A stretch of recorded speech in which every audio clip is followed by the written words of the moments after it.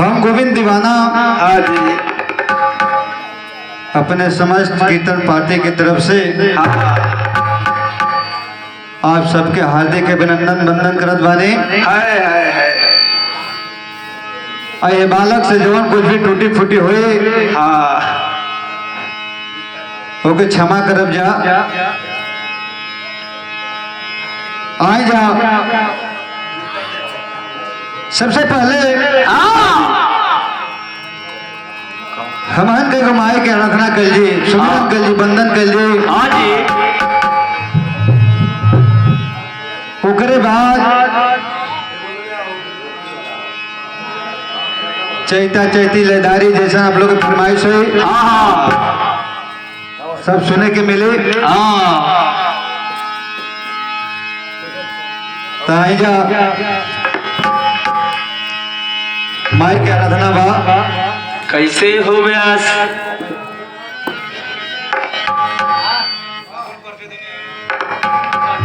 हाँ देखिए हमारे जितने भी कलाकार साथी हैं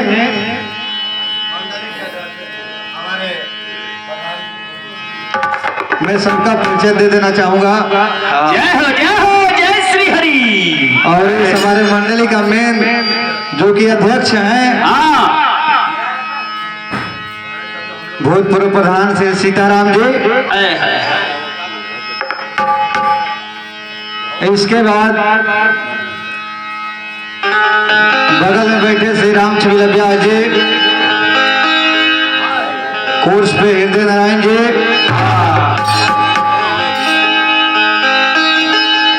सेकेंड पे कोर्स पे बड़े भैया चांद जी, जय हो जय हो।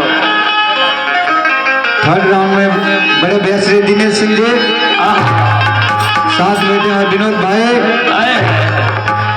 और नाल पे संगत करता के जिले के माने जाने नाल तबला वादक श्री छोटे लाल जी भैया जी बने, भैया जी बेंजू पे बने, धर्मेंद्र जी कहाँ घर हो? जबकि गोपाल राय, पवन सिंह हाँ जी। आदि सभी सुपरस्टार कलाकारों के साथ संगत कर चुके हैं। भैया और हमारे कैमरा पे संगत करते हैं धर्मेंद्र धासो जी हैं, और हमारे मेन सहयोगी कलाकार साथी जोखूराम जी, मोहन जी, समाज पार्टी की तरफ से सभी ग्रामवासियों श्रोता भाइयों को चरण स्पर्श वंदन है।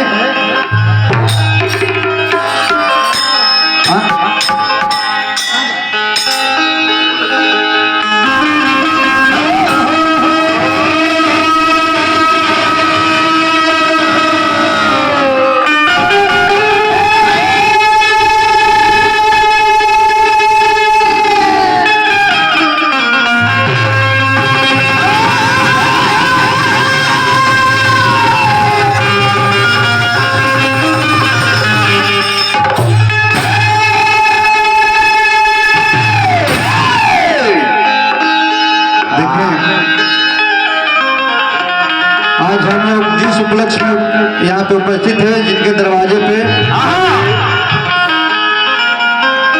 आज सब लोग को मालूम है कि स्वर्गीय श्री चंद्रमा सिंह यादव जी का अंतिम संस्कार के उपलक्ष्य में हम सब लोग उपस्थित हैं। हाँ जी। हमारे ग्राम प्रधान श्री उपेंद्र सिंह यादव जी के दरवाजे पे उस आत्मा को शांति के लिए प्रभु से हम लोग विनती करेंगे कि उस आत्मा को शांति मिले।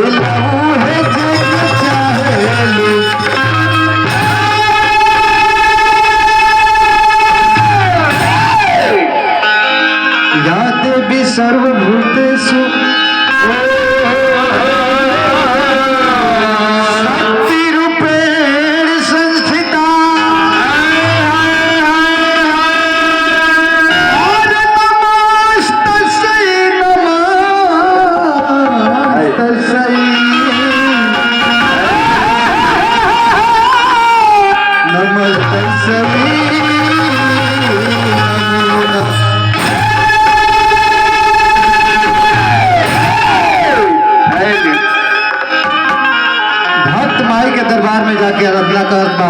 कैसे ब्याह? और माई से कहत बा कि हे माई, हाँ बेटा, आज तुम्हारे भक्त के लाज रखे के पड़ी। हाँ कैसे?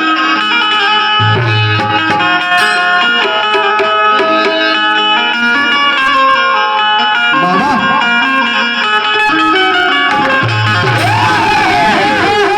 कहत बा भक्त मझधर में पड़ल बिया और नैया नु हो मैया।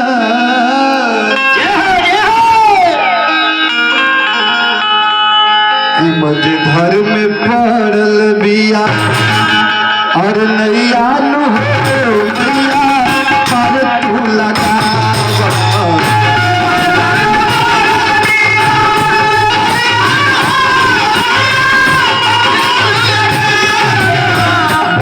घर में पड़ल बिया नैया हो मैया, पर तू लगा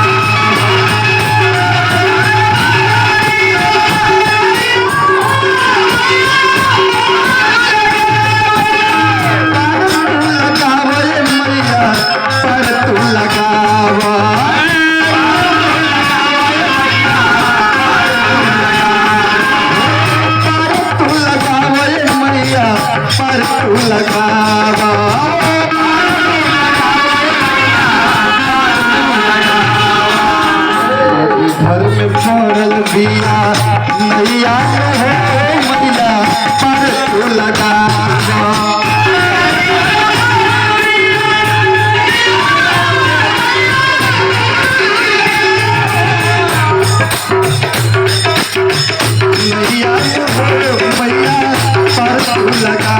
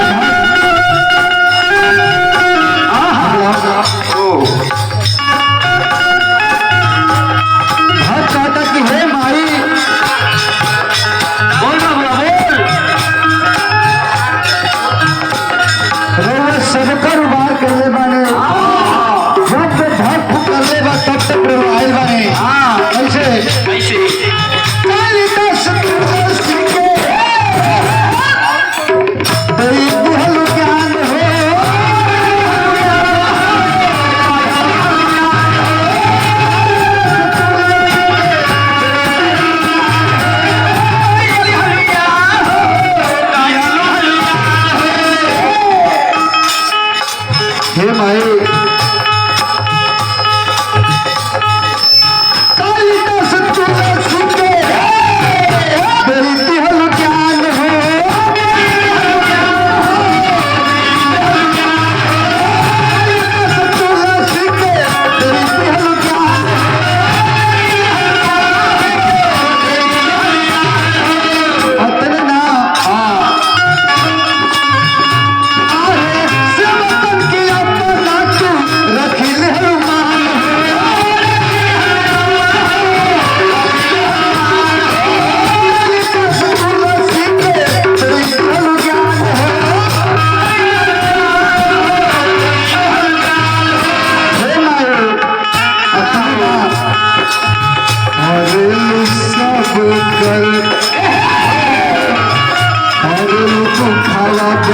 लैया हो मैया, पर तू लगा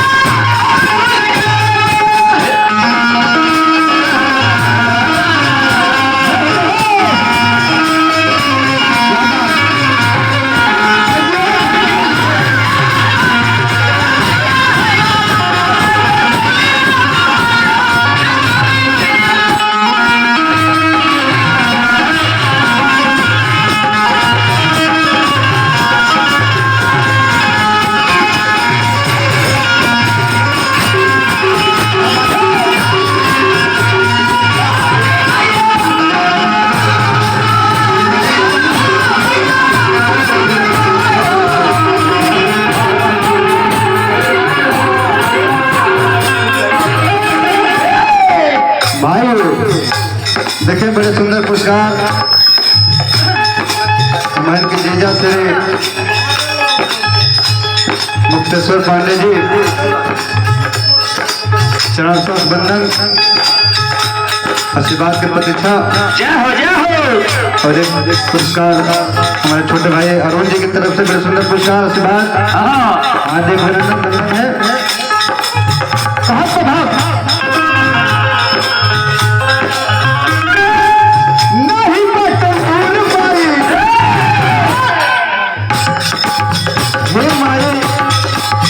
हम सुनले मानी की रहे दुआरी जे चल जाला और खाली हाथ को बना लो तोहरे के ममता मई माँ मारल गई। कौन बा लड़का बा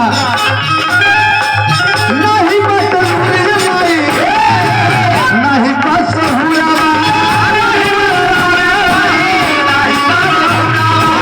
नहीं बटन माई नहीं बस हुआ।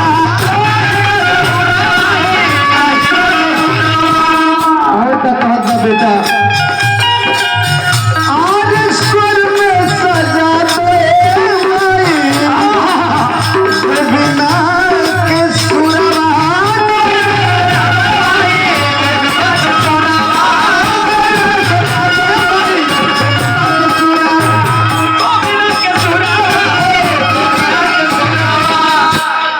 कहे सके तोहरे से बात सब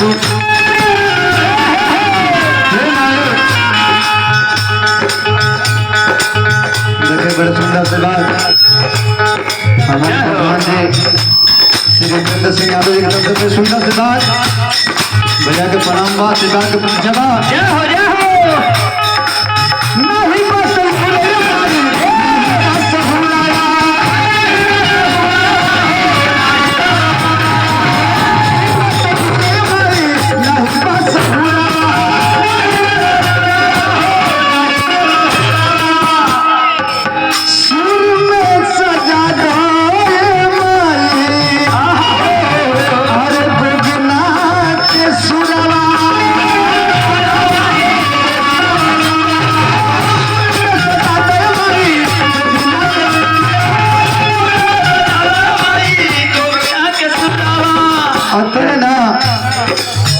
तोहरे से बात सब तोहरे से बात सब गवैया हो मैया पर तो लगा